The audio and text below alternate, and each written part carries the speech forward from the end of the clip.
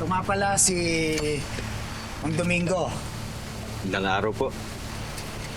Ito naman si Utoy. Utoy, ano nangyari sa mukha mo?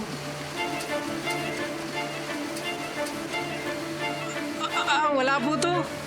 Napagtripan lang po ako dun sa kanto namin. Mahilig po kasi ako uminom eh.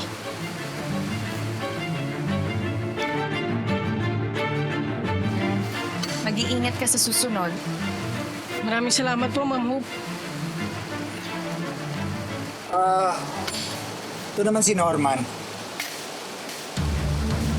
Norman! Si Ho. Kapatid ko.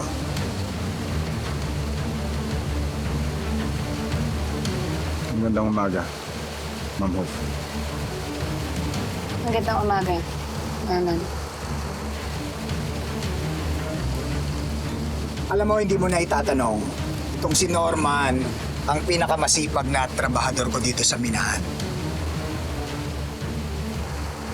Mula alas 8 ng umaga hanggang sumapit ang alas 6. Walang humpayan sa pagtatrabaho.